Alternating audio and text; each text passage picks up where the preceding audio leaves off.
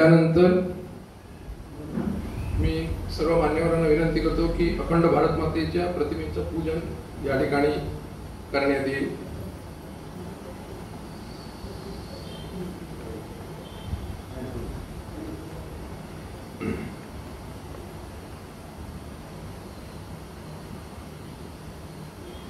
भारत माता की जय. वंदे मातरम. स्वामी स्वरूपानंद महाराज की जय. जय जय रघुवीर समर्थ. या ठिकाणी अखंड भारत मातेचं पूजन झालेलं आहे. आजच्या कीर्तनकार सुखदा घाणेकरमुळे यांना कीर्तनाला प्रारंभ करण्यापूर्वी त्यांचा परिचय मी या ठिकाणी करून देत आहे. त्यांचं संपूर्ण नाव सुखदा गणेश घाणेकर आणि सुखदामुळे BSc बायोटेक्नॉलॉजी आणि MA म्युझिक असं त्यांचं लौकिक शिक्षण आहे. त्यांचं कीर्तनाचं प्राथमिक शिक्षण नारद मंदिर पुणे आणि कीर्तनातील त्यांच्या गुरु आहेत वैशालीताई घैसास, महेशबुवा काणे, मानसीदेवी बडवे, हर्षदबुवा जोगळेकर आणि नंदकुमार कर्वे. प्रत्येकाकडनं प्रत्येक कीर्तनकाराची एक खासियत असते, वेगळी शैली असते, धाटणी असते आणि आत्ताच्या काळामध्ये प्रत्येकाकडनं जे जे चांगलं असेल ते करून घ्यावं. दत्तात्रयांनी 24 गुरु करून घेतले. आपण तर इथे फक्त 4 जणांची नावं घेतली. त्यानंतर कीर्तन विशारद त्या झालेले आहेत. सांगली, मिरज, पुणे, कोल्हापूर, कराड अशा महाराष्ट्रातल्या विविध प्रांतामध्ये त्यांची जवळपास 700-1,400 पर्यंत कीर्तनं झालेली आहेत. आणि नारद मंदिर पुणे येथे झालेल्या कीर्तन परीक्षांमध्ये प्रथम द्वितीय क्रमांकाने त्या परीक्षा उत्तीर्ण आहेत. जबलपूर आणि इंदूर या ठिकाणी कीर्तन प्रसारक मंडळ, अखिल भारतीय कीर्तन प्रसारक मंडळ यांच्या वतीने 2020 साली जी ऑनलाईन राष्ट्रीय स्तरावरची कीर्तन स्पर्धा घेण्यात आली होती त्याच्यामध्ये त्यांना द्वितीय क्रमांक प्राप्त झालेला आहे. त्यांचं संगीताचं शिक्षण सौ मुग्धा भट सामंत आणि डॉक्टर रसिका एकबोटे यांच्याकडे सध्या परिस्थितीत चालू आहे. आता उर्वरित त्यांची जी ओळख आहे ती कीर्तन ऐकता ऐकता आपल्याला होईलच.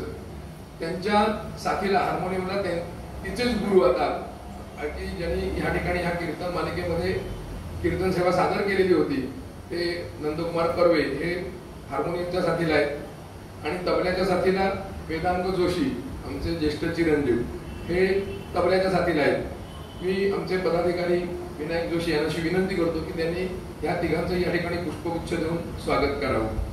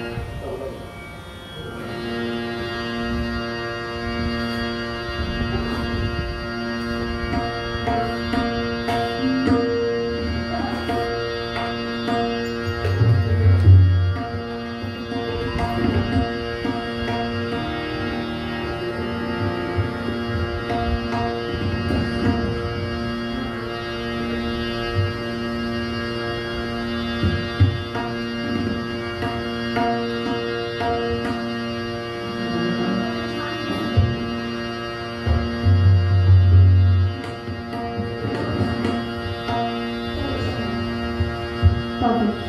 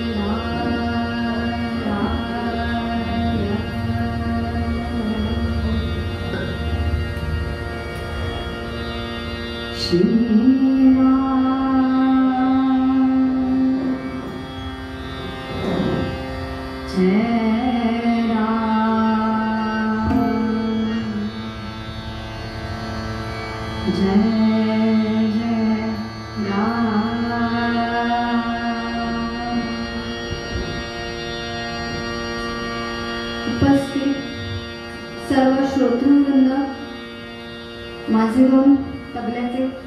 दोन साथीदार, कीर्तनाची आवड निर्माण करणारे रत्नागिरीचे आई बाबा, त्याचबरोबर कीर्तनानंतर माझी आवड तसेच जपणारे पनवेलचे आई बाबा, माझे मिस्टर, या सगळ्यांना आणि माझ्या गुरूंना, सर्व गुरूंना वंदन करते. तुम्हा सर्व श्रोतृवृंदांना वंदन करते आणि कीर्तनाला सुरुवात करते.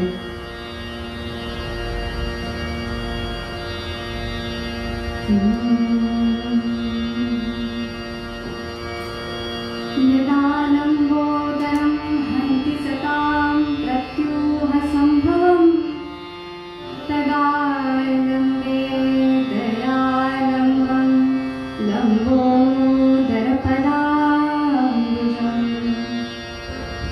शारदा शारदां भोजवदना वदनाम्बुजे सर्वदा सर्वदास्माकं सन्निधिं कुरु. गुरुर्ब्रह्मा गुरुर्विष्णुः गुरुर्देवो महेश्वरः गुरुसाक्षात् परब्रह्म तस्मै श्री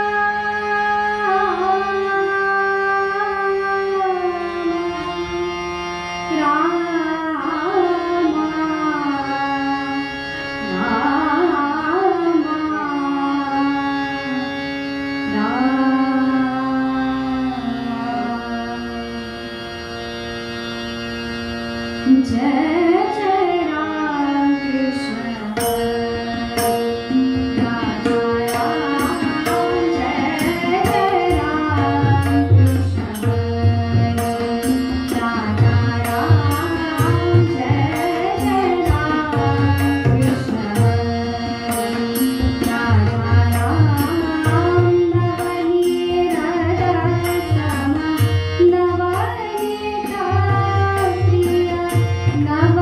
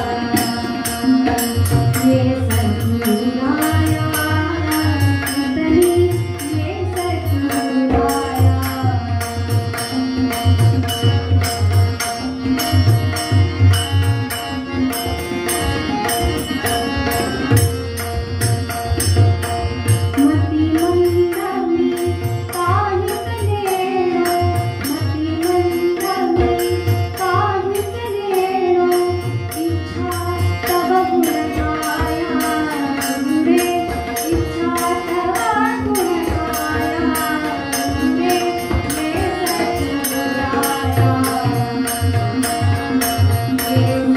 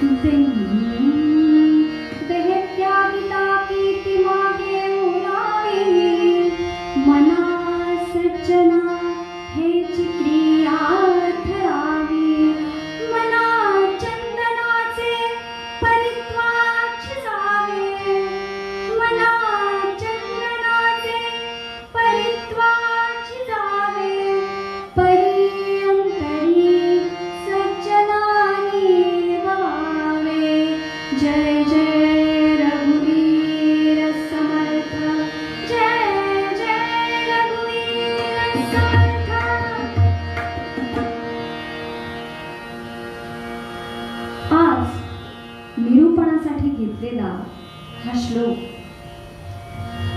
समर्थ रामदास स्वामींचा सन 1608 मध्ये मराठवाड्यातील जांब या गावी या बालकाचा जन्म झाला.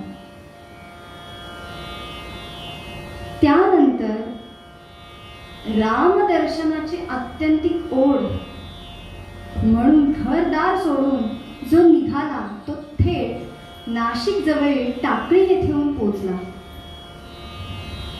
पुन्हा 12 वर्ष तपश्चर्या केली, तप केलं, प्रभू रामचंद्रांना प्रसन्न केलं, प्रभू रामचंद्रांचं दर्शन घडवून घेतलं आणि पुन्हा त्यानंतर 12 वर्ष भारत भ्रमणासाठी बाहेर पडले. जेव्हा का प्रभू रामचंद्रांचं दर्शन झालं तेव्हा हा बालक नारायणाचा समर्थ रामदास झाले. त्या रामाचं दास्यत्व यांनी स्वीकारलं आणि हे भारत भ्रमण करत असताना या संपूर्ण भारतवर्षाला कशाची गरज आहे हे समर्थ रामदास स्वामींनी बरोबर ओळखलं. या भारत भ्रमणामध्ये हे भारत भ्रमण पूर्ण झाल्यानंतर त्यांनी निर्मिती केली ती कशाची? ग्रंथराज दासबोध, मनाचे श्लोक, सवाया, वेगवेगळे अभंग जे आजही आपण गातो, वाचतो. आणि हे भारत भ्रमण करून झाल्यानंतर 1100 मठांची स्थापना ज्यांनी केली ते हे समर्थ रामदास स्वामी. आज या रामदास स्वामींच्या मनोबोधातील हा श्लोक आज मी निरूपणासाठी घेतलेला आहे. समर्थ रामदास स्वामी तुम्हा मला काय सांगताय? देहे त्यागिता कीर्ती मागे उरावी, देहे त्यागिता कीर्ती मागे उरावी. देहाचा त्याग करायला समर्थ रामदास स्वामी सांगतात. मुळात आपली ही हिंदू संस्कृती आहे हा त्यागावरच आधारित आहे. आपल्या ग्रंथामध्ये सांगितलेलं आहे की त्याग करावा, त्याग करावा. म्हणून आपण काय करतो? चातुर्मास सुरू झाला, कांदा लसूण खात नाही. पण चातुर्मास संपल्यानंतर आपण कांदा लसूण पुन्हा खायला सुरुवात करतो. याला त्याग म्हणतात का? समर्थांना तो अपेक्षित आहे का? पुन्हा त्याग करण्याच्या नावाखाली आपण तिरुपती बालाजीला जातो. तिथे आपण त्याग कशाचा करतो? तर केसांचा त्याग करतो. पण मंडळी, खरंच जर का एवढे केस त्या देवाला दिल्यानंतर खरंच एवढा मनुष्य श्रीमंत होतो का? प्रत्येकाने प्रत्येकाचा विचार करावा. पण जेव्हा आपण ते केस बालाजीला जाऊन अर्पण करतो तेव्हा त्याची दुसरी बाजू पण आपण बघितली पाहिजे, विचारात घेतली पाहिजे. ती कुठची? मंडळी, अहो जे आपण जे केस सोडून येतो त्या केसांचा रियूज होतो. ते केस रिसायकल केले जातात आणि मोठ्या प्रमाणामध्ये विग्स, गंगावनं तयार करण्यासाठी फॉरेन कंट्रीज मध्ये आपले इंडियन हेअर्स पाठवले जातात. एवढे जर का आपल्याला देवाने दिलेले केस आहेत तर ते योग्य ठेवावे. त्याग कशाचा करायला सांगितलाय? तर देहाचा त्याग करायला सांगितलाय. पण तुमच्या आमच्यासारखे सामान्य मनुष्य कशाचा त्याग करतात? तर एक बंडोपंत नावाचे गृहस्थ असतात. ते काशी यात्रेला जातात. काशी यात्रा त्यांची सुरू होते. काशी यात्रा सुरू झाल्यानंतर काशीला येतात, गंगेमध्ये स्नान करतात, मग काशी विश्वेश्वराचं दर्शन घेऊन ते घरी जातात. त्यांची काशी यात्रा यथायोग्य पूर्ण होते. पण एवढे बंडोपंत काशी यात्रा करून आले याची कुजबूज त्या परिसरामध्ये सुरू होते. एकमेकांमध्ये सगळी जवळजवळची मंडळी बोलतात, अहो कळलं का, बंडोपंत काशी यात्रेवरून आले. होय का, मग त्यांना विचारून येऊया त्यांची यात्रा कशी झाली, काय काय बघितलं, आमच्यासाठी प्रसाद आणला की नाही, विचारायला हवं. म्हणून दुसऱ्या दिवशी बरोबर त्या परिसरातली सगळे माणसं एक त्या गृहस्थाकडे जातात. काय बंडोपंत, काशी यात्रेला घ्या जाऊन आला तसं कळलं हो, तर मग यात्रा कशी झाली? उत्तम. दर्शन कसं झालं? अप्रतिम. मग काशीला गेलात तर काय सोडलं, कशाचा त्याग केला? बंडोपंतांनी उत्तर दिलं, मी राग सोडला. अरे वा, आम्हाला प्रसाद आणलात की नाही? आणला तर घ्या घ्या. तो गृहस्थ खुश होतो आणि निघून जातो. पुन्हा त्या परिसरातली एक म्हातारी आजीबाई बंडोपंतांकडे जाते. काय बंडोपंत, काशी यात्रेला जाऊन आला तसं कळलं, मग काशी यात्रेवरून आम्हाला काय आणलं? प्रसाद आणलाय ना, घ्या की. मग काशीला जाऊन कशाचा त्याग केला, काय सोडलं?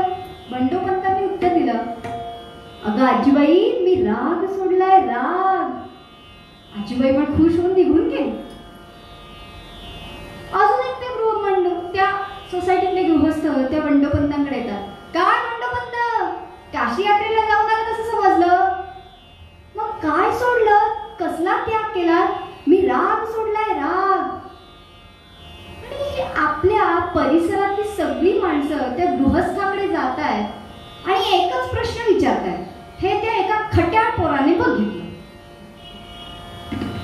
आता त्या खट्याळ पोरगा आमच्यासारखाच होता, द्वाड. लगेच म्हातारी आजीबाई बाहेर आली ना आली तर हा पोरगा त्या बंडोपंतांकडे. काय बंडोपंत, आजीबाई येऊन गेले असं कळलं, विचारपूस करत होते असंही कळलं, काशी यात्रेला जाऊन आला तसं समजलं वाटतं होतं. मग काशीला जाऊन सगळेजण जो प्रश्न विचारतोय तो तर मी पण विचारतो. काय मग बंडोपंत, काशी यात्रेला जाऊन तुम्ही कसला त्याग केला, काय सोडलं? अरे कारक्या, मी राग सोडला, राग. चल चालतो. मंडळी, हा त्याग इथे समर्थांना अपेक्षित आहे का? तर नाही. समर्थ रामदास स्वामींना त्याग कसला हवाय, तर देहाचा त्याग. म्हणून ते सांगतायत, देह त्यागिता कीर्ती मागे उरावी, मना सज्जना हेची क्रिया ठरावी. आज फक्त या 2 ओळींचाच आपण विचार करणार आहोत. पुढच्या 2 ओळी उद्यासाठी ठेवून दिले. समर्थांनी देहाचा त्याग करायला सांगितलाय, म्हणजे हा देह संपवून टाकायला सांगितलाय का? अग्नीमध्ये भस्म करायला सांगितलंय का? किंवा विषप्राशन करून देह भस्म करायला सांगितलंय का? संपवायला सांगितलंय का? तर नाही.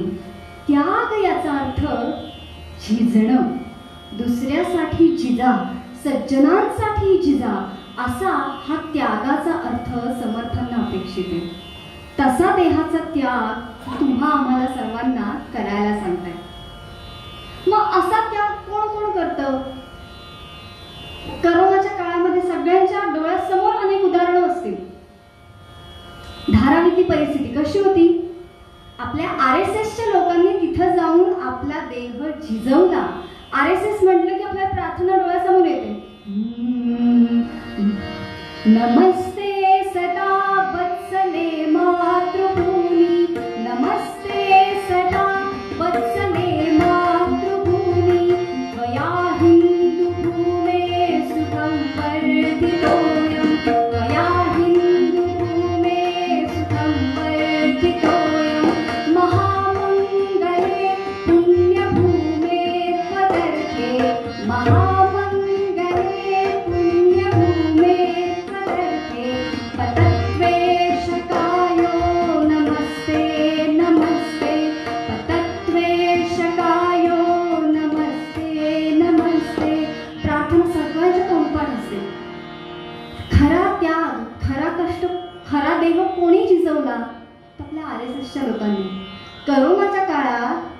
धारावीमध्ये करोनाची संख्या झपाट्याने वाढत होती. तिथं जाऊन हे स्वयंसेवक झटले. हा देहाचा त्याग, हे झटवणं, हे झिजवणं समर्थ रामदास स्वामींना अपेक्षित आहे. मग हा देह कोणासाठी झिजवा? तर सज्जनांसाठी झिजवा. सज्जनांचं दुःख दूर करण्यासाठी हा देह झिजवा. पुढच्या ओळीत ते सांगताय, मना सज्जना हेची क्रिया धरावी. हेची समर्थांनी च वापरलाय.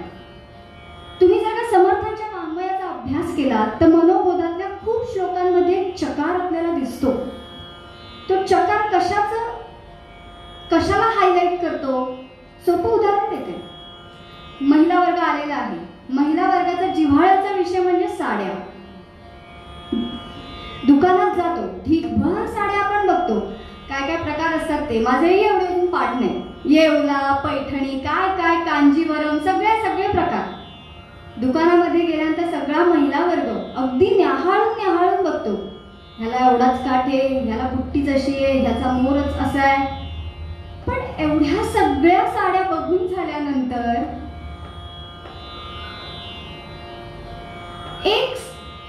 एकच साडी आपण म्हणतो, मला हीच साडी हवी आहे.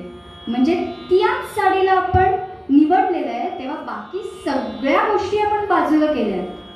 म्हणजे तिथं हीच साडी म्हणजे त्या साडीवर आपलं दृढीकरण झालंय. तेच दृढीकरण आपल्याला श्लोकामध्ये दिसतंय. देहे त्यागिता कीर्ती मागे उरावी, मना सज्जना हेची क्रिया धरावी. तू कोणती क्रिया कर ज्यामुळे सज्जनांचं दुःख दूर होईल, तीच क्रिया कर. तिथे समर्थांचं दृढीकरण आपल्याला दिसतंय. देहे त्यागिता, देहाचा त्याग केल्यानंतर, देह संपल्यानंतर राहतं काय? कीर्ती, मरणोत्तर कीर्ती, जी सगळ्यांना वाटत असतं की आपण गेल्यानंतर आपलं गुणगान गावं, आपलं नाव समाजाने घ्यावं. पण हे जर का व्हायचं असेल तर त्यासाठी दुसऱ्यांसाठी आपण देह झटवला पाहिजे, झिजवला पाहिजे. तेव्हा मरणोत्तर कीर्ती राहील. मरणोत्तर कीर्तीचं सुंदर उदाहरण द्यायचं झालं तर भारतामध्ये राफेल आलं, सगळीकडे गौरव झाला. अगदी ज्या दिवशी राफेल आलं त्या दिवशी आपण व्हॉट्सअप, इंस्टाग्राम, फेसबुक सगळीकडे स्टेटस आलं, वा वा वा वा, राफेल आलं. पण ज्याच्या प्रयत्नामुळे राफेल आलं तेव्हा तो मनुष्य आपल्या जगात नव्हता, पण त्याच्या स्मरणार्थ आपण त्यांचेही फोटो शेअर केले. म्हणजे ते नसताना सुद्धा आपण त्यांचं गुणगान केलं. ही झाली मरणोत्तर कीर्ती. सगळ्यांच्या नाव लक्षात आलंच असेल. ज्यांच्या प्रयत्नामुळे राफेल आलं ते म्हणजे आपले भारताचे कैलासवासी, डिफेन्स मिनिस्टर होऊन गेले ते कैलासवासी मनोहर पर्रिकर. ही मरणोत्तर कीर्ती समर्थांना अपेक्षित आहे. म्हणून मरणोत्तर कीर्ती उरावी असं वाटत असेल तर देह सज्जनांच्या कामासाठी, सज्जनांची दुःख दूर करण्यासाठी झटवा, झिजवा, हाच आशय समर्थ रामदास स्वामी निरूपणाच्या अभंगामध्ये तुम्हा आम्हाला देत आहे.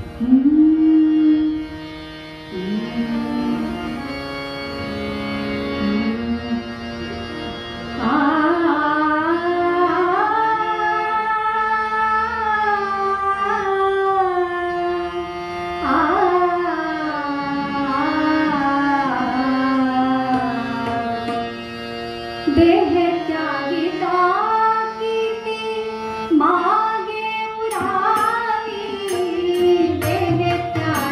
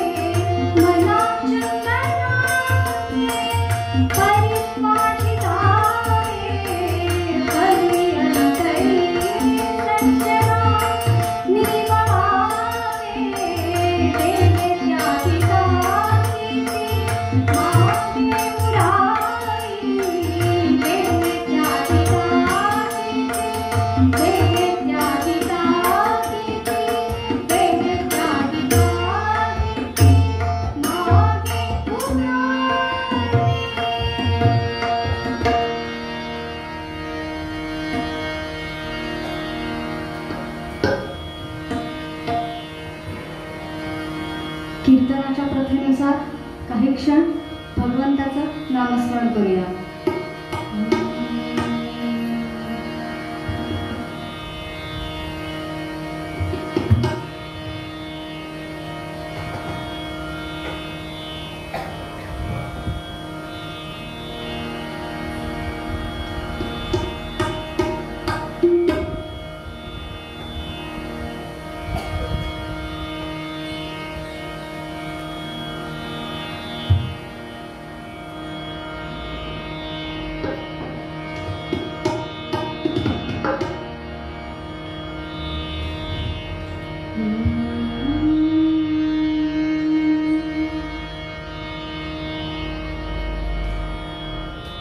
रघुपति राघव राजा राम पतित पावन सीताराम.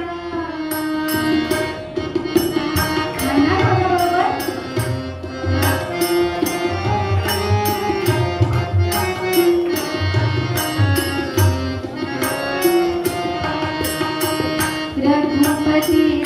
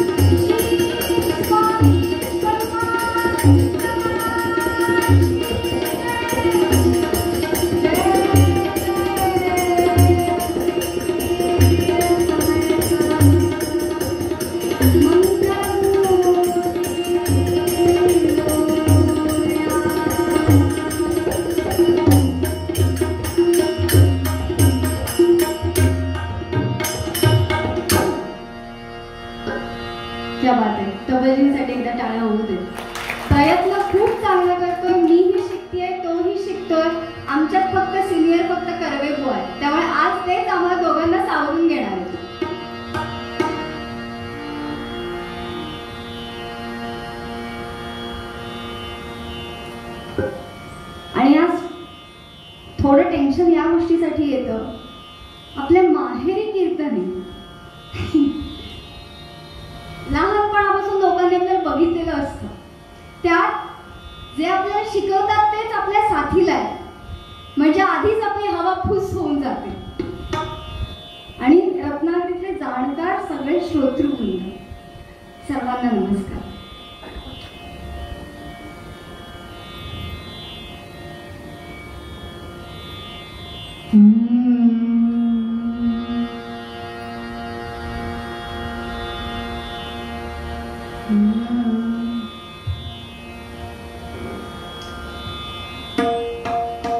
मंडळी, पुण्यातल्या फर्ग्युसन कॉलेजमधला हा प्रसंग. सर्व मंडळी एकत्र जमली होती. विद्यार्थ्यांचे गट तयार करण्यात आले होते आणि त्या फर्ग्युसन कॉलेजमधल्या सभागृहामध्ये सर्व विद्यार्थी गोळा झाले होते. कशासाठी? तर शिवजयंती साजरी करण्यासाठी. शिवजयंती साजरी करण्यासाठी त्या सभागृहामध्ये शिवाजी महाराजांचा मोठा फोटो लावण्यात आला. पुष्पहाराची तयारी करण्यात आली. पण एवढं सगळं उत्साहाचं वातावरण असतानाही एक मुलगा मात्र चिंतेत होता. बाळांनो, आपण शिवजयंती साजरी करतोय, पण आपल्या भारत मातेवर आता काय परिस्थिती आहे? ती पारतंत्र्यात आहे. ती पारतंत्र्यातून मुक्त होण्यासाठी तुम्हा आम्हा सर्व यंग तरुणांना, यंगस्टर्सना एकत्र आलंच पाहिजे. कुठेतरी चिंता ह्या मुलाला भेडसावत होती. फर्ग्युसन कॉलेज म्हटल्यावर त्याच्यावर अधिकार कोणाचा? तर इंग्रजांचा. आणि इंग्रजांच्या हाताखाली चालणाऱ्या या कॉलेजमध्ये शिवजयंती साजरी करायची आहे. म्हणजे त्या मुलांचं आत्ताच्या मराठीत सांगायचं झालं तर डेअरिंग केवढं असेल बघा. शिवजयंतीची तयारी झाली. आरतीचं ताट तयार करण्यात आलं. तेव्हा एक मुलगा या चिंताग्रस्त मुलाला म्हणाला, अरे, गणेशोत्सवामध्ये आपण गणपतीची आरती म्हणतो, दत्त जयंतीच्या दिवशी दत्ताची आरती म्हणतो, मग शिवाजींच्यासाठी शिवाजींची आरती नको का? आमच्यामध्ये आरती करणे इतकं कवित्व आमच्याकडे मुळीच नाही. एवढ्या सगळ्या मुलांमध्ये चांगली कविता तर तूच करणार आहेस. विनायका, एखादी आरती म्हटलीस तर नक्की आवडेल रे. तेव्हा तोंडातून शब्द बाहेर पडले. आर्यांच्या देशावर मेंढ्यांचा भाला, आर्यांच्या देशावर मेंढ्यांचा भाला, आला आला सागर हो शिवकुमारा, आला आला सागर हो शिवकुमारा, सद्गतीला भूपाटा मेंढ्यानी छळला, मेंढ्यानी छळला, करुणानव भेदुरी तव करुण तुझा झाला. जय देव जय जय शिवराया, जय जय शिवराया, या या अनन्य शरणा आया ताराया. जय देव जय जय शिवराया, जय जय शिवराया. एवढ्या हलाखीच्या परिस्थितीमध्ये शिवजयंती त्या सर्व पोरांनी साजरी केली. परिस्थितीच एवढी निर्माण झाली होती की आपल्या भारत भूमीमध्ये आपणच बंदिवान होतोय. मातृभूमी ज्याची त्याला होत बंदिशाला.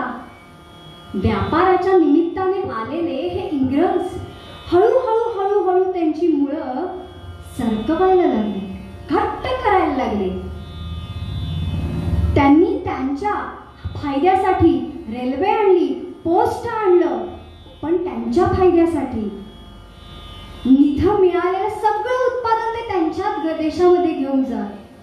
सोन्याचा धूर काढणारी आपली भारत माता आता काळा धूर काढतीये. आपली भारत माता जखडून चाललीये. हा पाश कधी आवरणार? परवशता पाश दैवेच्या गळा लागला. परवशता पाश दैवेच्या गळा लागला. असुनी खास मालक घरचा, असुनी खास मालक घरचा, म्हणती चोर त्याला. परवशता पाश दैवेच्या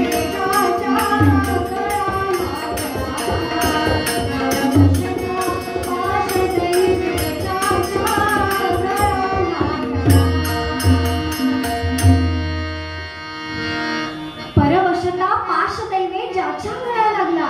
हे इंग्रजांचे पाश कुठेतरी आपलाच गळा आवळताय. आणि अशी परिस्थिती निर्माण झालेली असता एक आशेचा किरण म्हणून नाशिक जवळील या भगूर ग्रामी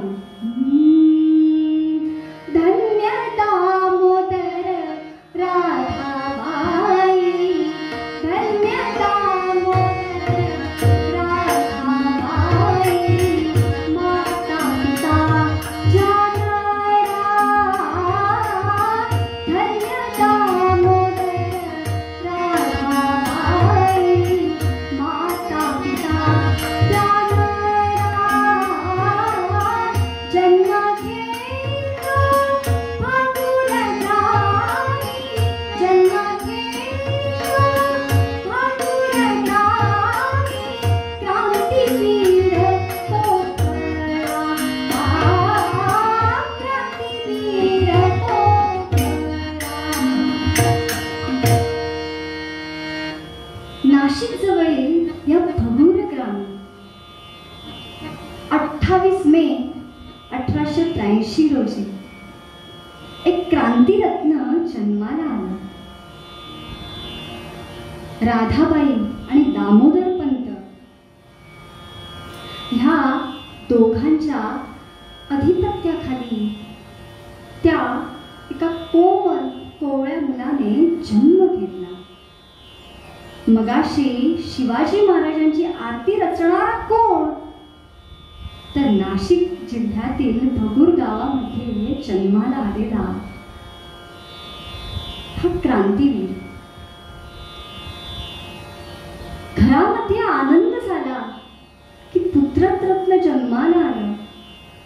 ज्योतिषांना बोलवण्यात आलं. ज्योतिषी बुवा आले. तिथी त्यांनी सर्व ग्रह त्यांच्या त्यांच्या पद्धतीने कागदावर मांडले आणि त्यांनी सांगायला सुरुवात केली. कुंभ राशीचा पुत्र ती पवित्र, कुंभ राशीचा पुत्र ती पवित्र, सशस्त्र क्रांतीचा ठावचा मंत्र, सशस्त्र क्रांतीचा ठावचा मंत्र. ग्रह केतु ही वरीचा, शुक्र मंगळ ग्रह केतु ही वरीचा, ज्ञानी वीराग्रे जाण हाची श्रेष्ठ, ज्ञानी वीराग्रे जाण हाची श्रेष्ठ. कुंभ राशीचा पुत्र पवित्र आहे. ह्याच्या राशी कुंभ रास आहे. गुरुचं पाठबळ खूप चांगलं आहे. पण आता पण आला की पुढे चिंता असते. पुढे ज्योतिषी बुवा सांगतायत गुरुचं पाठबळ चांगलं आहे, घराण्याचं नाव उज्ज्वल करेल. बारसही झालं. मुलाचं नाव विनायक असं ठेवण्यात आलं. सगळीकडे आनंदी आनंद. गुरुच्या प्रभावे मिळे योग्य मार्ग, गुरूंच्या प्रभावे मिळे योग्य मार्ग, विद्या विचारे घडवील स्वर्ग. बुध शुक्र शनी शत्रुस्थानी ग्रहांच्या प्रभावेच होईल हानी. गुरुचं पाठबळ आहे, घराण्याचं नाव उज्ज्वल करेल, पण ह्याचे मंगळ आणि शनी त्याच्या शत्रुस्थानी असल्यामुळे या मुलाला भविष्यामध्ये खूप हाल अपेक्षा काढाव्या लागतील, तुरुंगवासही भोगावा लागेल. ज्योतिषी बुवांनी हे भाकीत वर्तवलं आणि ज्योतिषी बुवा निघून गेले. दामोदर आणि राधाबाई, मोठा मुलगा गणेश सावरकर, त्यांना बाबा म्हणत. दुसरे हे विनायक. तिसरी बहीण मैनाबाई, तिला माई म्हणत. आणि धाकटे शेंडेफळ म्हणजे नारायण, त्याला बाळ म्हणत. अशी ही सर्व भावंड तिसामासाने मोठी होत आहेत. मूळचे गुहागर मधील पालशेत जवळील सावरवाडी हे मुख्य गाव. पूर्वी राहुरी, भगूर ही संस्थानं पेशव्यांकडून जहागीर म्हणून दिली जात. जहागीरदारांचा मुलगा म्हणून कौतुकही होईल. दिसामासाने वाढणारा हा विनायक, सर्वांना हवाहवासा वाटणारा, सर्वांवर तेवढंच प्रेम करणारा, आपल्या आजूबाजूची सर्व मुलं जमवून वेगवेगळे खेळ खेळणारा हा विनायक. असं सुसंस्कृत सामान्य हे कुटुंब. दामोदर आणि राधाबाई आपल्याकडून जसे होतील न होतील चांगले संस्कार या मुलांवर करत असत. पण या घरामध्ये नवरात्राचा उत्सव मात्र थाटामाटात होत असे. घट बसत आणि या नवरात्रामध्ये हा विनायक त्या देवीच्या समोर भजन करताना रंगून जाईल. देवीची आरती म्हणताना तन मन धन अर्पून हा विनायक आरती करेल. अन्नादि निर्गुण, अन्नादि निर्गुण प्रगटली भवानी, अन्नादि निर्गुण प्रगटली भवानी, मोहनिशाची मर्दनारी, भक्तिधामाची करावया धारणी, भक्तिधामाची करावया धारणी, भक्तानारोनी भावनी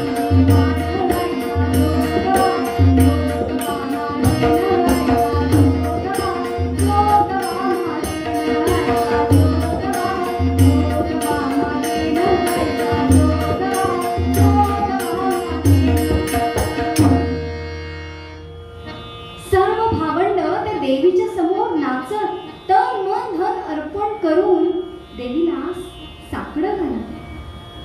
सर्व काही सुरळीत असताना अचानक पटकीच्या रोगाची साथ सर्वत्र पसरली आणि हा पटकीचा आजार विनायकाच्या आईला झाला. सकाळपासून जुलाबाला सुरुवात झाली होती आणि ज्या राधाबाई अंथरुणावर खिळल्या त्या खिळल्याच. हळूहळू हळूहळू प्रकृती ढासळू लागली. एवढं सगळं सुरळीत असताना एक निकाल म्हणतो तो कुठेतरी या विनायकाच्या घरावर येऊन पडला.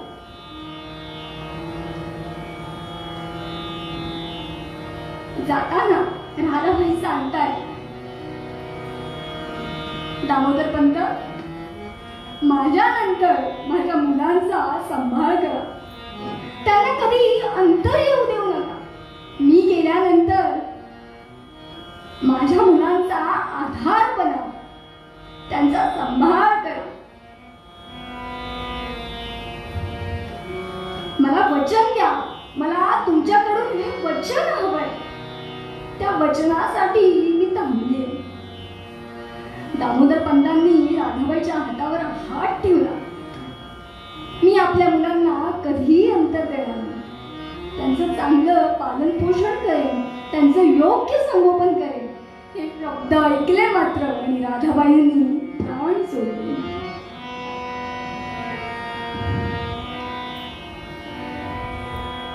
ह्या प्रसंगानंतर विनायकाचं आयुष्य तत्क्षणी बदललं. आपलं भगूर गाव सोडून स्वतः दामोदरपंत ही सर्व भावंड नाशिक जिल्ह्यामध्ये येऊन राहू लागली. आणि हे कोमेजलेलं फूल आता नाशिक मध्ये हळूहळू पाय ठेवू लागलं. लहान वयातच या विनायकाने उत्तम वक्तृत्व कला आत्मसात केली होती. उत्तम काव्य पद्धती याला जमत होती. आणि एक दिवस सावरवाडी येथे एक वक्तृत्वाची स्पर्धा होती. आणि गुरुजींनी सांगितल्यानुसार गुरूंनी सांगितल्यानुसार विनायकानेही भाग घेतला. अगदी आयत्या वेळी भाग घेतला. स्पर्धेचा दिवस उजाडला. विनायकाने जे काही वक्तृत्व तयार केलं होतं, घरामध्ये वक्तृत्वासाठी जो काही निबंध लिहिला होता, तो अगदी घाण घाण घाण घाण जसाच्या तसा म्हणून दाखवला. वक्तृत्व स्पर्धेचा निकाल लागला आणि आयत्या वेळी भाग घेऊनही या विनायकाला प्रथम पारितोषिक मिळालं. विनायकाचा गौरव झाला, कौतुकही झालं. पण ते जे परीक्षक होते त्यांच्या मनामध्ये होतं, वक्तृत्व तूच केलंयस, पण ह्याचा लेखक कोणीतरी मात्र वेगळा आहे. हे शब्द ऐकल्यानंतर विनायक संताळून उठला. मी वयाने लहान आहे म्हणून माझे असे विचार असू शकत नाही. आता वातावरण तापणार असं कळल्यावर पटकन ते स्पर्धेचे आयोजक समोर आले. ते वातावरण तो प्रसंग त्यांनी तेवढा पुरता ढकलून दिला. पण या स्पर्धेचा एक फायदा विनायकाला झाला. तो कसा? या स्पर्धेमध्ये पारितोषिक जिंकल्यामुळे काळ नावाचं वृत्तपत्र वर्षभर या विनायकाला मिळणार होतं, मोफत वाचायला मिळणार होतं. आणि त्या काळ वर्तमानपत्रामध्ये येणारे क्रांतिकारी विचार हा विनायक रोज वाचतोय. सशस्त्र क्रांतीचं बीज या विनायकामध्ये कुठे रोवलं गेलं असेल तर या काळ वृत्तपत्राने रोवलं असेल. दिसामासाने विनायक मोठा होतोय.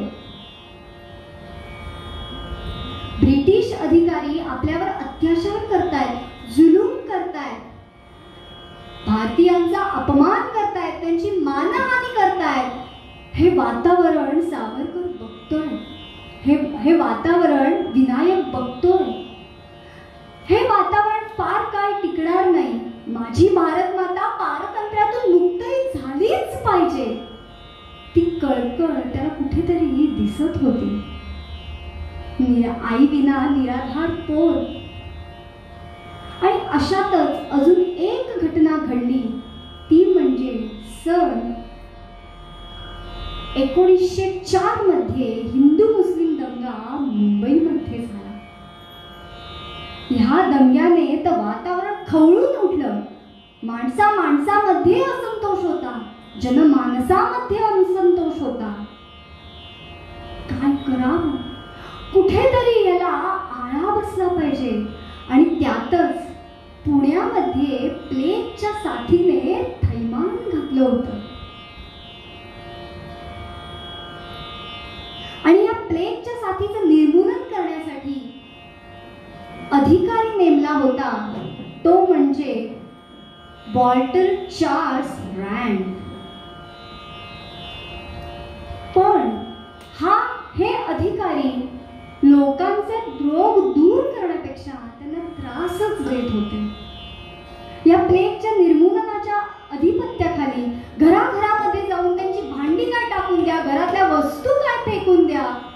कहर म्हणजे जे मिळेल हाताला मिळेल ते चोरून घेऊन जात असत. अजून कहर म्हणजे आया बहिणींची अब्रूही लुटली जात. आणि त्यातून सगळ्या डोक्यामध्ये तिडीक जाणारी गोष्ट, या प्लेग निर्मूलनाच्या कारणावरून हे सर्व ब्रिटिश अधिकारी पायामध्ये स्वामींची चाललेली ही अरेरावी, आपल्या देवस्थानची चाललेली ही विटंबना कुठेतरी टोचत होती, मनाला दुःख देणारी होती. या रँडला आळा हा बसलाच पाहिजे, ती सत्ता कंटाळू लागली होती.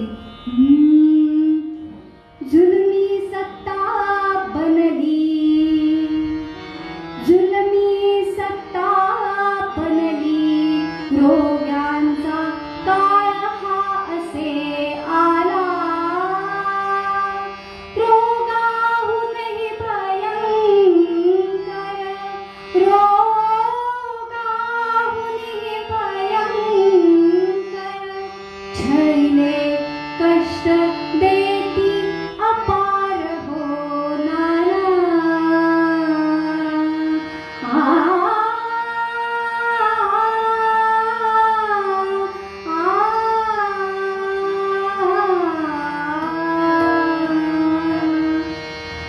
तो प्लेग परवडला, पण या ब्रिटिश अधिकाऱ्यांकडून चाललेली ही नासधूस, चाललेला हा छळवाद, त्या छळवादाला आम्ही कंटाळलो.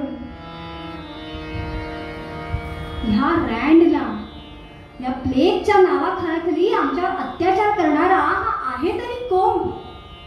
पेशाने कीर्तनकार असलेले 3 बंधू, दामोदर, बाळकृष्ण आणि चाफेकर.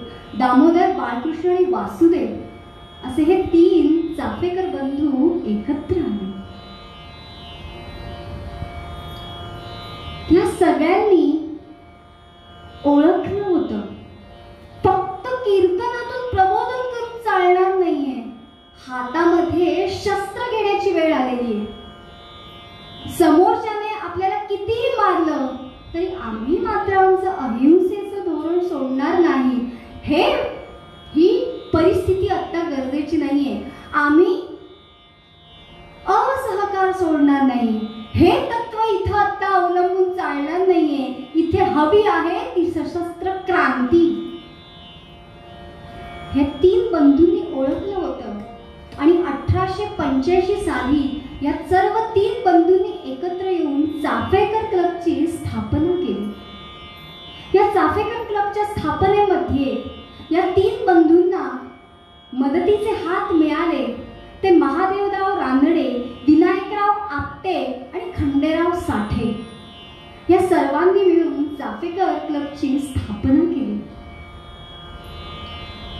आमच्या आया बहिणींची अब्रू लुटतो काय? ह्याला दगा दिलाच पाहिजे, ह्याला दणका हा द्यायलाच हवं, याला ठेचून मारायलाच हवं. या सर्वांनी एकत्र येऊन योजना आखली. बरोबर तारीखही शोधून काढली, 22 जून 1897. हीच तारीख का? कारण याच दिवशी राणी व्हिक्टोरियाच्या राज्य सोहळ्याला 60 वर्ष पूर्ण झाली होती आणि त्यानिमित्त मोठा भव्य कार्यक्रम पुण्यामध्ये होणार होता. आणि हा कार्यक्रम झाल्यानंतर बरोबर गणेश खिंडीमध्ये आपण ह्या रँडला चांगला इंगा दाखवायचाच. ह्या सर्वांची योजनेची आखणी झाली. सोहळा दिमाखात पार पडला आणि जेव्हा का रँडची बग्गी त्या गणेश खिंडीमध्ये येईल तेव्हा त्याला आडवा करायचाच. गणेश खिंड आत्ताच्या काळात सांगायचं झालं तर गणेश खिंड कुठे आहे पुण्यात? तर पुण्यातला जो पुणे युनिव्हर्सिटीचा भाग जो आता ओळखला जातो तो त्या काळी गणेश खिंड नावाने ओळखला जात होता. मध्यधुंद अवस्थेमध्ये या रँडची बग्गी गणेश खिंडीजवळ आली. सांकेतिक शब्द ठरला होता, गोंद्या आला रे आला, गोंद्या आला रे आला. बग्गी गणेश खिंडीजवळ आली असं कळताच पहिल्यांदा बाळकृष्ण बग्गीवर धावून गेले. हातातल्या बंदुकांनी जेवढं मिळेल तेवढं गोळ्या झाडायला सुरुवात केली. पण पंचायत अशी झाली, त्या बग्गीमध्ये रँड नव्हताच. त्याचा सहकारी आर्यस्ट होता आणि त्याची पत्नी होती. बाळकृष्णांच्या लक्षात आलं आपण ज्यांना गोळ्या मारल्या तो रँड नाहीये तर त्याचा सहकारी आहे. दुसरी बग्गी आली. ताबडतोब दामोदर त्या बग्गीच्या दिशेने धावले. भक्ष रँड जणू मस्त देखता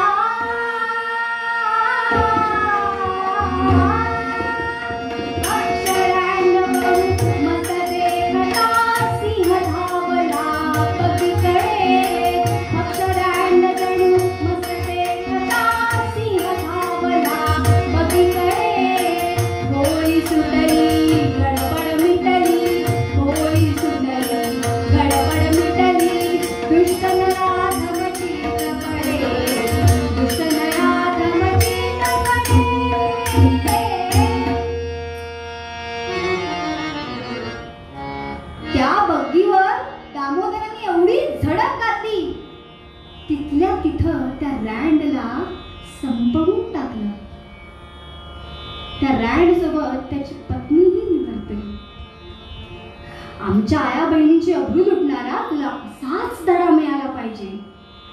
मंडळी, आपल्या भारत मातेसाठी हे वीर आपला प्राण पणाला लावतात. रँड संपला. बरोबर 22 जून 1897 साली. पण पूर्वीपासून आपल्या भारत देशाला कीड लागलेलीच आहे, फितुरीची, ज्यांच्यामुळे या चाफेकर बंधूंची नावं पुढे आली. त्या रामू पांड्यांना स्वतः आणि द्रविड बंधूंना या दोघांनाही वासुदेवाने येऊन ठार मारले. मंडळी, ही कीड का जात नाही? जर का आपला मनुष्य आपल्या भारत देशासाठी जर का चांगलं कर्म करतोय तर खेकड्याच्या वृत्तीने त्याचे पाय खाली ओढण्यापेक्षा आपण कृष्णासारखी, जेव्हा कृष्णाने गोवर्धन हातामध्ये घेतला होता तेव्हा बाकीच्या गोपवासियांनी एक एक काठ्या त्या गोवर्धनाच्या खालती लावल्या होत्या. त्या पद्धतीने जर का एक सज्जन देशासाठी जर का काम करतोय तर आपण एक काठी उचलायला काहीच हरकत नाही. आज आपल्या देशाचा राजा आपल्या भारतासाठी जिकडे तिकडे फिरतोय का? तर माझा भारत देश सार्वभौम झाला पाहिजे, माझा भारत देश महासत्ता झाला पाहिजे, यासाठी आपल्या देशाचा राजा सगळीकडे फिरतोय. पण खेकड्याच्या वृत्तीने त्याचे पाय ओढण्यापेक्षा त्याला जर का आपण आपल्या मदतीचे एक एक हात जरी पुढे केला तरी आपला भारत देश नक्कीच पुढे जाईल. रँड संपला आणि रँडच्या वधाची बातमी वर्तमानपत्रातून सावरकरांनी वाचली होती. मनामध्ये विचार ह्या विनायकाच्या सुरू आहे. भारताला जर का स्वातंत्र्य हवं असेल तर हीच पावलं महत्वाची, हीच सशस्त्र क्रांती आपल्याला करण्याची गरज आहे. पुढे हे वृत्तांकन सावरकरांनी पूर्ण वाचलं. चाफेकर बंधू कोण होते, त्यांनी कशा प्रकारे योजना आखली, या सगळ्या योजनेचा अभ्यास या विनायकाने नीट केला. माझी भारत माता दुःखी आहे, तिला मला स्वातंत्र्य मिळवून द्यायचंय, मला स्वातंत्र्य मिळवून द्यायचंय. ते मिळवावं लागणार आहे, आपल्याला कोणी ते देणार नाहीये. हे ब्रिटिश अधिकाऱ्यांचं राज्य आपल्याला उलथवून टाकायला लागणार आहे. मनोमन सावरकर, मनोमन विनायक जाणतोय. रँड संपला. पुढे या चाफेकर बंधूंच्या नंतर विनायक दिसामसाने मोठा होतो. त्याच्यानंतर नाशिकमधलं आपलं बस्तान सोडून सावरकर पुण्यामध्ये येऊन राहू लागले. पुण्यात आल्यानंतर मॅट्रिकची परीक्षा ते पास झाले आणि 1902 मध्ये रामचंद्र त्र्यंबक चिपळूणकर यांच्या मुलीशी त्यांचा विवाह झाला आणि डिसेंबर 1902 मध्ये हा विवाह पार पडला. सुखाने संसार सुरू होता. पण पुढे उच्च शिक्षणासाठी पुन्हा 6 जून 1906 रोजी ते पुन्हा लंडनला गेले. आपल्याला जर का इंग्रजी अधिकारांविरुद्ध, इंग्रजी सत्तेविरुद्ध जर का आपल्याला उभं राहायचंय तर इंग्रजांचे कायदे काय आहेत त्याचा अभ्यास करणं मला गरजेचं आहे. तो अभ्यास मला भारतामध्ये राहून होणार नाहीये. त्यासाठी मला लंडनला हे जावंच लागेल. इंग्रज कसा व्यवहार करतात, त्यांचं अर्थशास्त्र काय आहे, त्यांचा पैसा कुठे गोळा केला जातो, त्यांची युद्धनीती कशी आहे, या सगळ्याचा जर का मला अभ्यास करायचा असेल तर मला लंडनला हे जावंच लागेल. या सर्व विचारांती सावरकर लंडनला पोहोचले. पण तिथे गेल्यावर ते शांत बसले का तर नाही. फ्री इंडियन सोसायटीची स्थापना त्यांनी लंडनमध्ये केली. इंग्लंडमध्ये, लंडनमध्ये असे कोण आहेत की ते भारतीय आहेत पण ब्रिटिशांच्या हाताखाली काम करतायत. त्या सर्वांना आपण एकत्र करूया, एकत्र आपण फौज तयार करूया, एकजुटीने फळी तयार करूया. फ्री इंडिया सोसायटीची त्यांनी लंडनमध्ये स्थापना केली. त्यासाठी लंडनला गेल्यानंतर त्यांनी सेनापती बापटांना पॅरिसला बोलावलं. आता सेनापती बापट कोण म्हटलं तर प्रश्नचिन्ह उभे राहतात. पुण्याला गेल्यानंतर आपण एसबी रोडवर फिरतो. एसबी रोड त्याचं नाव आहे सेनापती बापट रोड. म्हणजे पटकन तुमच्या सगळ्यांच्या लक्षात येईल. ह्या सेनापती बापटांना विनायकाने लंडनला बोलावलं. का तर पिस्तुलांचा वापर कसा करावा, बॉम्ब कसा तयार करता येईल, अणुबॉम्ब कसा तयार करता येईल हे आपल्याला शिकावंच लागेल. आणि हे शिकण्यासाठी त्यांनी सेनापती बापटांना पॅरिसला बोलावलं. तिथे गेल्यानंतर विनायक सावरकरांनी आणि ह्या सेनापती बापटांनी तिथे राहून बॉम्ब कसा करता येतो, पिस्तूल कशी चालवली जाते, छोटी छोटी अणकुचीदार अस्त्र आहेत ती कशी चालवायची. इंग्रजी अधिकाऱ्यांनी ब्रिटिश म्हटलं की त्यांचा मुख्य ग्रंथ बायबल. ह्या बायबलमध्ये नक्की त्यांचा धर्म काय आहे, बायबलमध्ये नक्की काय लिहून ठेवलंय, ह्या सगळ्याचा अभ्यास करणं त्यावेळी गरजेचं होतं. आणि हा अभ्यास करतानाच या सावरकरांना येऊन मिळाला तो एक मित्र म्हणजेच मदनलाल धिंगरा. मूळचा अमृतसर पंजाबचा. उच्च शिक्षणाचं ध्येय मनामध्ये ठेवून लंडनला आले आणि तिथं ह्या विनायकाची आणि या मदनलालची चांगली घट्टमिट्ट दोस्ती झाली. दोघं एकत्र बसायचे, एकमेकांमध्ये आत्ताच्या मराठीत सांगायचं झालं तर नॉलेज शेअर करायचे. आज तू काय रे शिकलास, मी हे शिकलोय, उद्या मी हे शिकणार आहे. आपण सुद्धा सेम फील्ड मध्ये जे लोक आहेत त्या एकमेकांमध्ये आपण शेअर करत असतो. वकील लोक काय रे उद्या मला इकडे केस आहे, आपणही बोलतो उद्या मला अलिबागला कीर्तन आहे, तुम्ही मला सांगता कर्जतला कीर्तन आहे. त्या पद्धतीने मदनलाल धिंगरा आणि आपले विनायकराव सावरकर दोघांमध्ये आज तू कोणते अस्त्र शिकलास, हा बॉम्ब असा तयार करतात का, अणुबॉम्बसाठी नक्की ऊर्जा किती लागते, ही सगळी तंत्र ह्या दोघांनी तिथे राहून शिकली. आता जर का ब्रिटिशांच्या गुहेमध्ये शिरायचं शिकायचं असेल तर त्यांचे रूल्स अँड रेग्युलेशन्स जाणून घेतले पाहिजे. त्यासाठी या मदनलालने एक युक्ती डोकं चालवलं. लंडनमध्ये जे हिंदी भारतीय तरुण आहेत त्यांना ब्रिटिश सत्तेकडे वळवण्याचं काम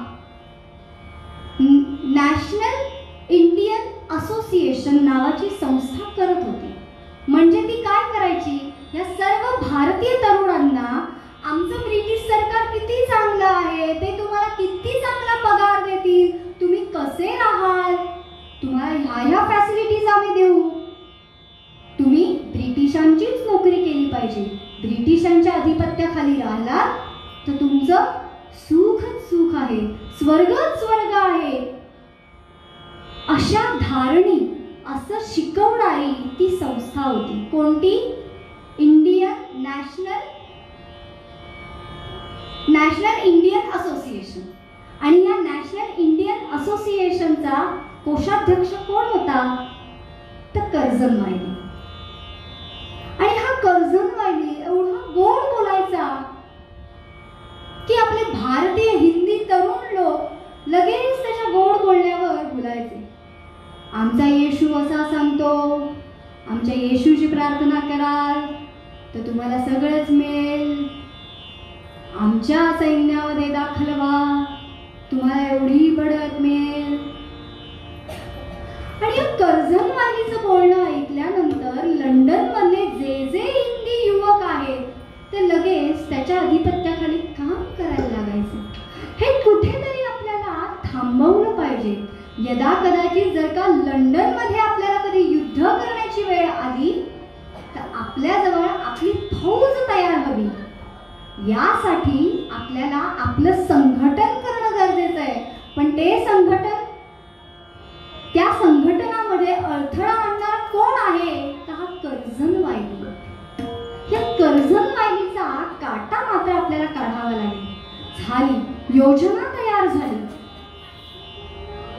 पण आता कर्झन वायलीला लंडन मध्ये मारायचंय म्हणजे सिंहाच्या गुहेत जाऊन सिंहालाच आव्हान देण्यासारखं आहे. करायचं काय?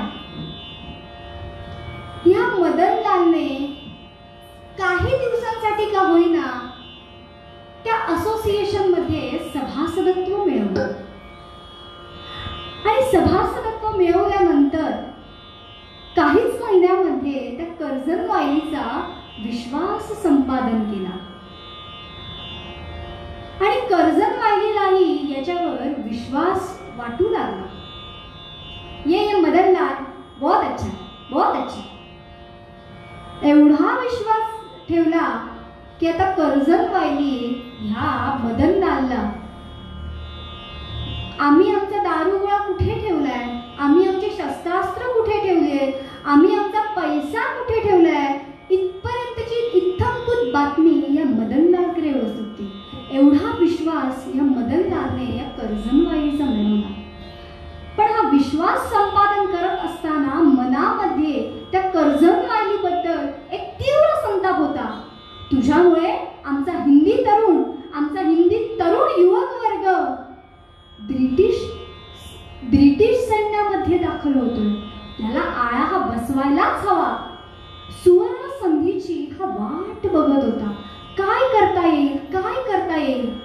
आणि बरोबर 1 जुलै 1919 रोजी ह्या इंडियन असोसिएशनची, नॅशनल इंडियन असोसिएशनची वार्षिक बैठक होती. आणि या बैठकीला सर्व पदाधिकारी हजर होते. कर्झन वायली ही कोषाध्यक्ष म्हणून हजर होता. आणि या कर्झन वायलीच्या बरोबर शेजारी हा मदनलाल उभा होता. हीच ती सुवर्ण संधी आहे, हीच ती हौतात्म्याची वेळ आहे. सुवर्ण संधी योग्य जाहली,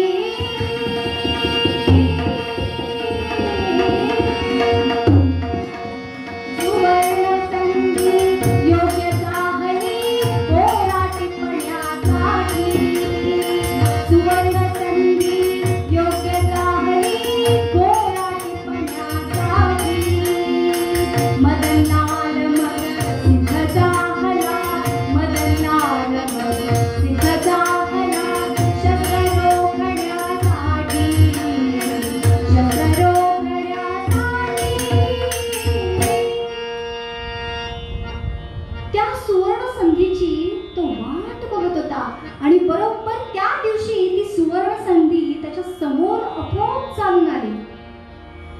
खिशामध्ये या मदनलालने पिस्तूल तयार ठेवलं होतं. बरोबर कर्झनवायलीचा बरोबर पुढा आपल्याकडे होईल ना होईल, मदनलालने आपल्या खिशातली पिस्तूल काढून 4 गोळ्या डोक्यामध्ये घातल्या. त्यातली एक गोळी शरीरातून पास होऊन निघून गेली. त्याच्या शेजारचा अधिकारी या मदनलालच्या अंगावर धावून येतोय बघितल्यावर मदनलालने अजून एक गोळी मारली. तो अधिकारी संपला आणि त्या पिस्तुलातली शेवटची 6वी गोळी स्वतःच्या डोक्यावर मारून घेणार इतक्यात मदनलाल पकडला गेला. 1 जुलै 1919 रोजी ही घटना घडली. बरोबर 23 जुलै 1919 न्यायालयाने शिक्षा जाहीर केली आणि 17 ऑगस्ट 1919 या मदनलालला फाशी देण्यात आली. मंडळी, या भारत मातेसाठी आज मी माझा एक मित्र गमावला. याचं खूप दुःख या विनायकाला झालं. माझ्यासोबत राहायचा, आपली भारत माता पारतंत्र्यातून मुक्त होण्यासाठी आज माझा एक मित्र गमावला. या मदनलालने आपल्या या भारत भूमीला वाचवण्यासाठी आपला प्राण त्याग केला, आपला देह कष्टवला, आपला देह झिजवला. मंडळी, सज्जनांसाठी हा देह झिजलाय. असा देह तुम्ही आम्ही झटवला तर आपल्यालाही जीवनाचं ते अंतिम पद आहे, सर्वोच्च पद आहे, त्याच्याकडे आपण कुठे ना अंशभर का होईना वाटचाल नक्कीच करू शकतो. तेव्हा आपणही आपल्याला मिळालेला हा देह आहे तो योग्य कामासाठी झटवूया, सज्जनांसाठी कष्ट करूया, एकजुटीने काम करूया आणि आपली भारत भूमी बलशाली करूया. हाच आशय समर्थ रामदास स्वामी आपल्याला या मूळ पद्यामध्ये देतात.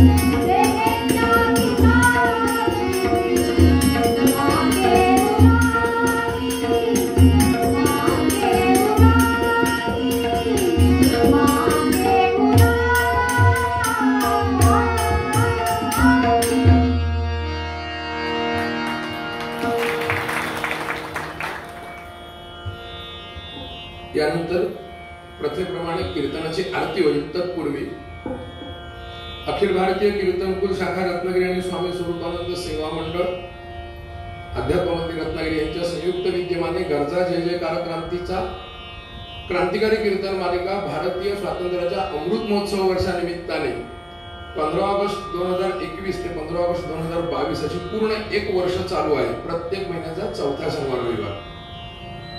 यामध्ये पुढच्या महिन्यामध्ये 21 आणि 22 तारखेला 21 मे आणि 22 मेला या ठिकाणी आमची कीर्तनकार मुळेच मुळ्यांशिवाय पर्याय नाही. म्हणजे ही बाहेरची मुळे होती, तीही बाहेरची मुळे, पण आता ह्या 25 तारखेला ती दामले होणार आहे. त्यामुळे सायली मुळे दामले आणि ही सुखादा मुळे घाणेकर एक पनवेलची आहे, एक रत्नागिरीतली आहे. पण तिचं चंपावती आणि मैनावती राजस्थानी स्त्रियांचा जो जोहार झालेला आहे त्या क्रांतिकारी मालिकेतल्या ह्या 2 स्त्रियांची कीर्तन मालिका गुंफणार आहे. त्याचा सगळ्यांनी आस्वाद घ्यावा. या कीर्तन मालिकेमध्ये कुठच्याही प्रकारचं मानधन कीर्तनकार किंवा साथीदार घेत नाहीत आणि ह्याच्या पाठीमागची एकच धारणा आहे की क्रांती कार्यामध्ये आमचं काहीतरी कीर्तनकारांचं योगदान असावं. आणि या निमित्ताने आपण जी आरती कीर्तनामध्ये टाकणार आहात, घालणार आहात, ती संपूर्ण आरती आपण आपल्या भारतीय स्वातंत्र्याचे जे जवान आता धारातीर्थी पडलेले आहेत त्यांना मदत निधी म्हणून आपण ही देणार आहोत. 1 लाख आरतीचा संकल्प आहे. तर आपण भरभरून मदत करावी असं आपण सगळ्यांना आव्हान. यानंतर आरती होईल, स्वामींची प्रार्थना होईल, वंदे मातरम होईल आणि मग आपण सर्वांनी प्रसाद घेऊन मग हे स्थान सोडायचं आहे.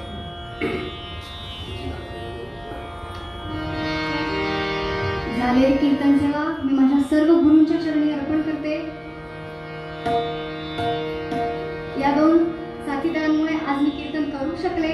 या दोघांची मनापासून आभारी आहे आणि कीर्तनाची संधी इथे उपलब्ध करून दिल्याबद्दल किरण दादा जोशी यांची मनापासून आभारी आहे. कीर्तनाची आवड निर्माण करणारे माझे आई बाबा आज खूप वर्षांनी दोघेही आई बाबा कीर्तनाला हजर आहेत, त्याचबरोबर आजीही हजर आहे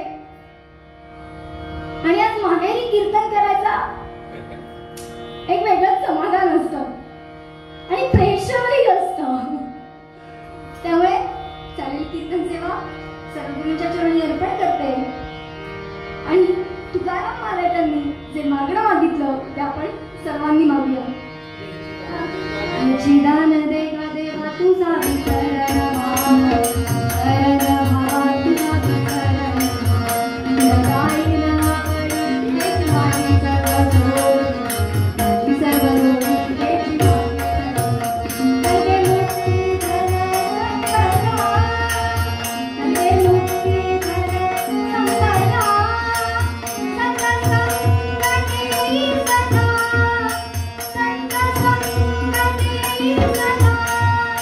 संग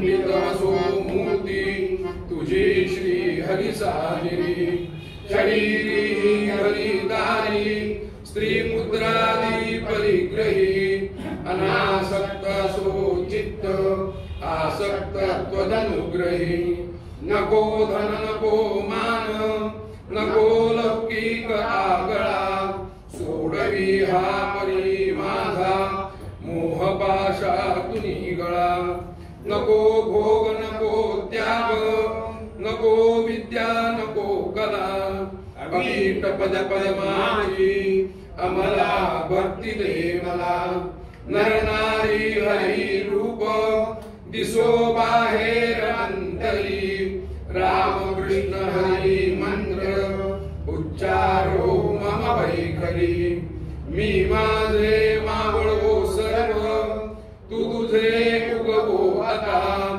मी तू पण जगन्नाथा हो हो एकची तत्वता देव भक्त असे द्वैत अद्वैत वन खंडिता दाखवी देव देवेशा प्रार्थना ही तुला आता गुलारा जगदाधारा देई मज असावर